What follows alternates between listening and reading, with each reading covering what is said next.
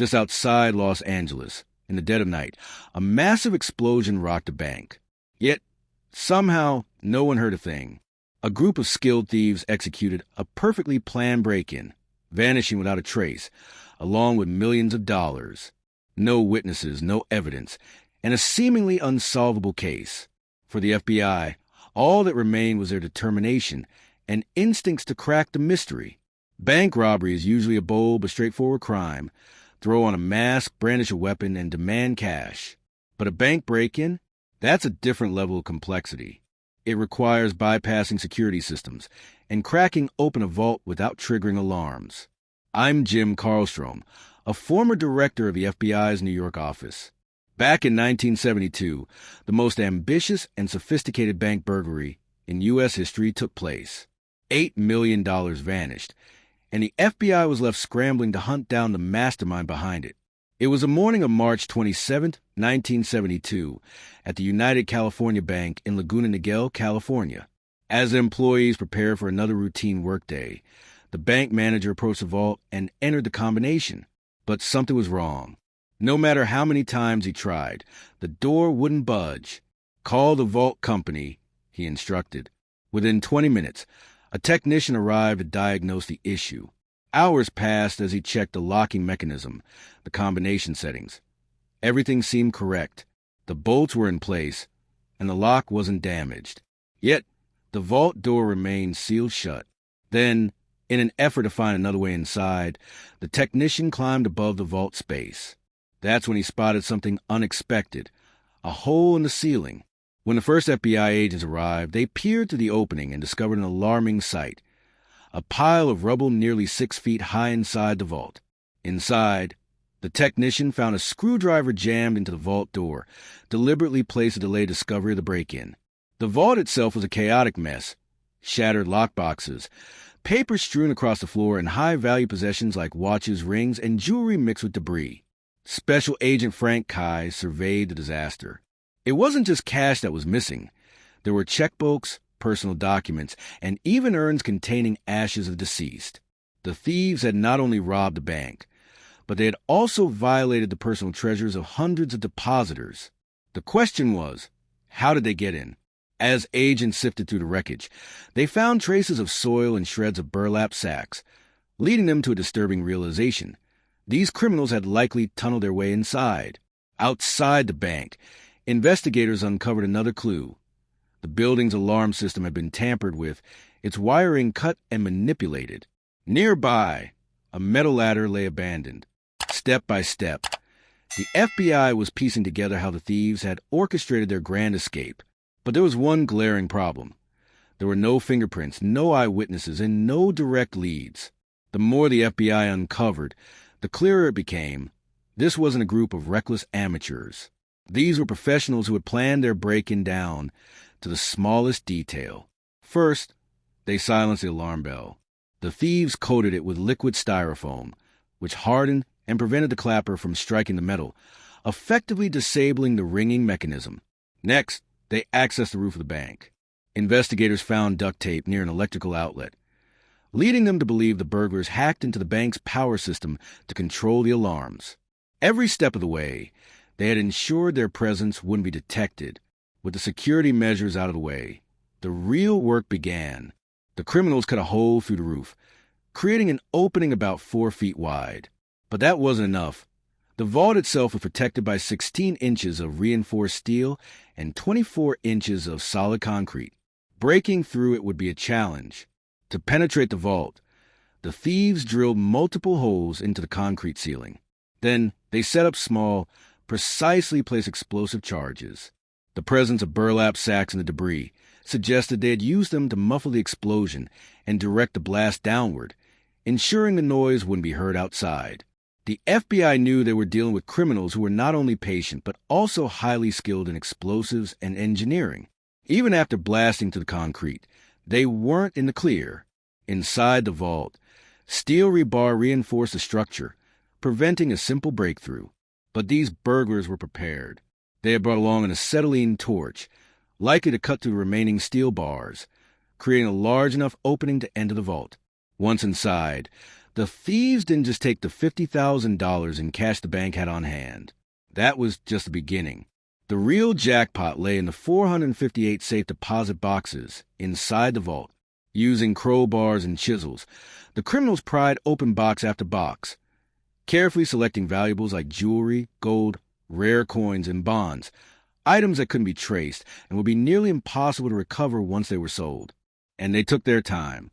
Unlike a traditional robbery, where criminals rush in and out in minutes, these thieves spent the entire weekend inside the bank, looting the vault at their leisure.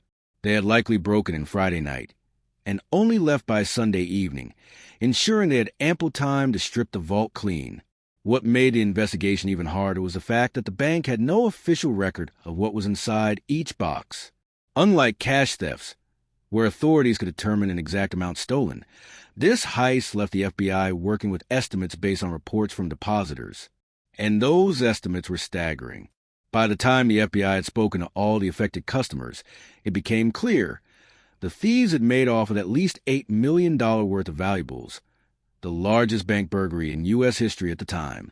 No fingerprints, no security footage, no clear suspects. The burglars had meticulously wiped down every surface, and the few items they left behind, like broken drill bits and discarded cotton glove, were mass-produced, impossible to trace back to a single person. The FBI was left with nothing but gut instinct and determination. They knew the people behind this heist weren't just skilled thieves. They were professionals with knowledge of explosives, electrical systems, and bank security. That meant one thing. This wasn't their first time. The agents decided to widen their search, reaching out to FBI field offices across the country, hoping to find similar cases. And that's when they got their first real lead. With no forensic evidence and no eyewitnesses, the FBI's investigation had hit a dead end. But Special Agent Paul Chamberlain, leading the case, wasn't about to let the trail go cold. He and his team reached out to other FBI offices across the country, asking if any similar heists had taken place. It didn't take long before agents in Cleveland, Ohio, responded. They were investigating a series of 13 nearly identical bank burglaries. Each break-in followed the same method. Alarm systems disabled, entry through the roof, use of explosives to breach vaults, targeting safe deposit boxes over cash. The similarities were too precise to be a coincidence. The moment the agents in Cleveland read the details of the United California Bank heist, their suspicions were confirmed. "This has to be the Youngstown gang," one agent said. The FBI had been tracking this group for years, a sophisticated ring of burglars from Youngstown, Ohio, known for high-stakes crimes. They were not petty criminals, but professionals deeply connected to organized crime. Youngstown in the 1970s was a hub for the mafia. The city had long been infamous for illegal gambling, interstate smuggling, and truck hijackings. FBI agents in Ohio had a list of over 100 potential members of the gang, but no hard evidence to convict them. And now, it seemed they had just pulled off the biggest bank burglary in American history. With a long list of possible gang members, the FBI now faced a new challenge. Who exactly had pulled off a heist? Since the thieves had to physically be in California for crime, the agents checked passenger lists from recent flights between Ohio and Los Angeles. This was an exhausting process. Without modern databases, agents had to manually sift through flight records.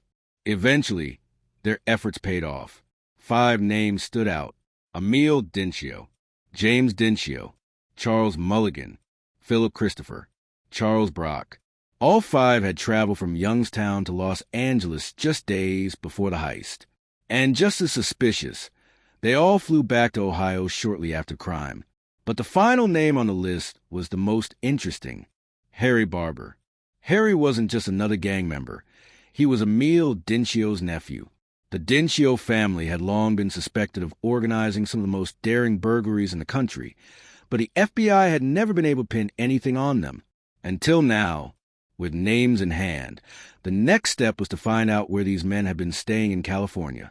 The FBI began interviewing taxi drivers and hotel employees in Los Angeles and Orange County, hoping someone had seen them. One taxi driver remembered a group of 5 men who paid him a $100 tip to drive them to a house in Southgate, California. The absurdly high tip stuck in his memory, enough for him to recall the address. The house belonged to Ronald Barber, Harry's brother. Agents quickly headed to the house, knowing they had to move carefully. If word got out that the FBI was closing in, the burglars could disappear before they could be arrested. When agents arrived, Ronald Barber himself answered the door. They had no warrant, no reason to arrest him, only suspicion. So they played it smart. Instead of forcing him to talk, they engaged in casual conversation. Barber, unaware of how much they already knew, began talking a little too freely. He denied housing 6 guests, claiming his house was too small. That meant the gang must have stayed elsewhere. That's all the FBI needed. They now knew they should focus on hotels near the bank. Special Agent Frank Kai took a gamble. Instead of checking luxury hotels, where the gang might have stayed in style, he decided to check low-cost motels near truck stops. It paid off. At a cheap motel, they found a guest registry with a familiar name, Charles Mulligan. Even better, he had rented a car. The license plate on the rental led them straight back to Ronald Barber's house. The pieces were coming together. They now had multiple suspects, a location, and a direct connection between the gang and the crime scene. The next step? Finding solid evidence to make the arrest stick. The FBI had a list of suspects and a solid connection between them and the United California Bank burglary, but they still lacked hard evidence, something that would hold up in court. They needed physical proof that tied these men to the crime. That proof came from an unexpected source: phone records. As agents dug into motel phone logs, they noticed one number that kept appearing: a repeated contact to a man named Edward Dawson. Dawson wasn't just some random associate. He was a former U.S. Marine with extensive knowledge of explosives. This detail caught the FBI's attention instantly. Whoever pulled off this heist knew exactly how to handle explosives without drawing attention, something a trained military expert could teach. But there was another red flag. Dawson was from Youngstown, Ohio, the same hometown as the Dincio crew. When agents showed up at Dawson's house, he was nervous. He knew the men in the gang were dangerous, and he wasn't eager to get involved. But Special Agent Frank Kai had a strategy. He appealed to Dawson's patriotism, reminding him that, as a Marine, he had once sworn to protect his country, not aid criminals. It worked. Dawson admitted that Emil Dincio and his crew had visited him before the heist. He claimed they had rented his garage for a few hours, though he swore he had no idea what they were planning. But then he dropped a bombshell. He had lent them a car. The FBI immediately rushed back to Dawson's house to check the vehicle. They couldn't search it yet, but one glance through the window was enough. Inside, they spotted brown cotton gloves, identical to the ones found at the crime scene. Traces of concrete dust, matching the vault breach at the bank. This was probable cause. Enough for the FBI to get a search warrant. When they officially searched the car, they found a massive industrial drill, cutting tools, and stolen valuables. That was the smoking gun. The next step? Setting a trap for the gang. One of the suspects, Charles Mulligan, had already left California and gone back to Ohio. But the FBI had a plan. They had Dawson call Mulligan and tell him the FBI was sniffing around. Mulligan took the bait. He immediately arranged to get rid of the car, proving he was worried about being caught. This was all the FBI needed to move in. Agents tracked him to a bar in Youngstown, where he was supposed to meet Dawson. Undercover officers surrounded the place, blending in with the crowd. The second Mulligan walked through the door, they moved in and arrested him. One suspect was in custody, but the rest of the gang was still on the loose. With Mulligan arrested, the FBI was closer than ever to dismantling the entire operation. Back at headquarters, investigators pored over every piece of evidence. They reanalyzed the motel records, trying to figure out where the rest of the crew had stayed. Then they got a break. A lead from a real estate office in Laguna Niguel. A woman had rented an apartment to 2 men, matching the descriptions of Harry and Ronald Barber. Even better, she remembered exactly when they left. The same day the heist was discovered. The apartment had been scrubbed clean, but the FBI found one overlooked mistake. Dirty dishes in the dishwasher, and on those dishes, fingerprints. When analyzed, the prints matched 5 of the 7 suspects. Now, it wasn't just circumstantial. Now, They had direct evidence placing the gang in California at the time of the crime, with Mulligan behind bars. The FBI was gearing up to take down the rest of the crew. But the remaining suspects, Emil Dincio, James Dincio, Philip Christopher, Charles Brock, and the Barber brothers, weren't going to stick around and wait to be caught. By the time agents moved in for the arrests, the rest of the gang had vanished. The biggest bank heist in U.S. history had turned into a nationwide manhunt. Tracking them down wouldn't be easy. These weren't reckless criminals. They were methodical, experienced, and well-connected. But the FBI had momentum, and they weren't about to let the biggest bank burglary in U.S. history go unsolved. The agents knew that professional burglars like the Dincio crew didn't just spend their stolen fortune right away. Instead, they hid the money and laundered it slowly to avoid suspicion. A breakthrough came when a confidential informant in Ohio tipped off the FBI. These guys don't just stash cash in bank accounts. They bury it. This led agents to a remote field on the outskirts of Youngstown, Ohio, land owned by James Dincio, Emil's brother. FBI teams spent days digging, using shovels, pickaxes, and even bringing in a bulldozer when they realized how deep the hiding spots might be. Then, after a week of searching, they struck gold. Buried beneath several feet of dirt were steel containers filled with millions in stolen cash, gold, and bonds. The money was directly linked to the United California bank heist, further tightening the noose around the suspects. But the biggest break was yet to come. While agents continued their search, a neighbor of Emil Dincio called the police. The man had been doing yard work when he found something strange, a plastic cooler buried in his backyard. Inside, $100,000 in neatly stacked cash. The FBI traced the serial numbers on the bills and confirmed it came from the bank vault in Laguna Niguel. Even more damning, Dincio's fingerprints were all over the container. Now, the FBI had physical evidence directly linking Emil Dincio to the heist. With this new information, warrants were issued for every remaining suspect. One by one, the remaining members of the crew started slipping up. First, the FBI raided Emil Dincio's house in Youngstown. He was there, calm, collected, and overconfident. When agents told him he was under arrest, he smirked, as if he still believed he was untouchable. As they searched his home, agents found $537,000 in stolen banknotes, further confirming his role in the crime. The next arrest came at the Cleveland airport. James Dincio had just returned from a trip, and when agents searched his carry-on bag, they found stacks of stolen bills. He was caught red-handed.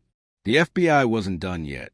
Philip Christopher was taken into custody at his apartment, where he had $32,000 hidden in his closet.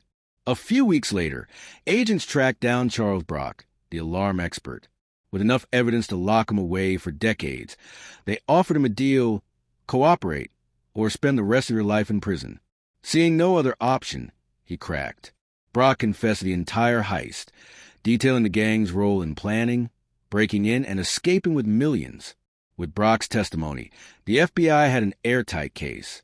With 5 gang members now in custody, only 2 remained, Harry and Ronald Barber. They had completely vanished. The FBI was determined to track them down, but for years, they stayed one step ahead. Then, in 1980, 8 years after the heist, a tip came in. A woman in Brookville, Pennsylvania, contacted the FBI with a strange story. Her friend was dating a man who bragged about robbing a California bank. His name? Harry Barber. By then, Barber had started a new life, working as a caretaker at campground. He had managed to avoid capture for nearly a decade, but his past had finally caught up with him. The FBI moved in and arrested him on the spot. The last piece of the puzzle was Ronald Barber, but agents quickly found and arrested him in New York. By 1980, every member of the Youngstown burglary crew was in prison. Emil Dincio and his closest accomplices were each sentenced to 15 to 20 years behind bars. The heist had been one of the most well-planned and executed in history. But in the end, no criminal is untouchable. The FBI had methodically tracked, investigated, and dismantled one of the most sophisticated burglary rings in America. With the Dincio gang behind bars, one of the most legendary bank burglaries in U.S. history was finally solved. With all 7 members of the gang in custody, The United California Bank heist had finally been solved. But now came the most critical phase, trial and sentencing. In October 1972, the trial of Emil Dincio and his crew began in Los Angeles, California. The FBI had built an ironclad case, relying on physical evidence, stolen cash, fingerprints, and burglary tools, eyewitness testimony, including Charles Brock's confession, surveillance records, placing the gang in California during the heist. But despite the overwhelming evidence, Emil Dincio refused to admit guilt. Instead, he played it cool, confident, and even arrogant, as if he still believed he could outsmart the system. He even attempted to create a fake alibi, claiming he had been in Las Vegas with a prostitute the weekend of the robbery. The FBI, however, was already one step ahead. Undercover agents had set up a sting operation, where a fake alibi specialist, an FBI agent posing as a fixer, provided Dincio with a fabricated alibi form. The second he signed it, he had sealed his fate. After weeks of testimony, the jury deliberated for only a few hours before reaching a unanimous decision. Guilty. Dincio and his crew were convicted of heavy checkmark conspiracy to commit bank burglary, heavy checkmark interstate transportation of stolen property, heavy checkmark destruction of bank property with explosives. Their sentences were severe. Emil Dincio, 20 years in federal prison. James Dincio, 15 years. Charles Mulligan, 15 years. Philip Christopher, 15 years. Charles Brock, 10 years, reduced for cooperation. Ronald Barber, 15 years. Harry Barber, 20 years. The Dincio gang was one of the most notorious burglary rings in U.S. history, but their downfall sent a strong message. Even the smartest criminals can't outrun the FBI forever. The United California Bank heist remained legendary, not just for the amount stolen, but for the level of precision and sophistication involved. After serving time, some of the gang members faded into obscurity, while others tried to return to a life of crime, only to find themselves back behind bars. But their story lived on, inspiring books, documentaries, and even Hollywood scripts about one of the most brilliantly executed bank burglaries ever attempted. And yet, the most ironic part? Even with all their planning, skill, and secrecy, their downfall came down to one simple mistake: a forgotten load of dirty dishes in a dishwasher. In the end, no heist is truly perfect, and the FBI always gets its man.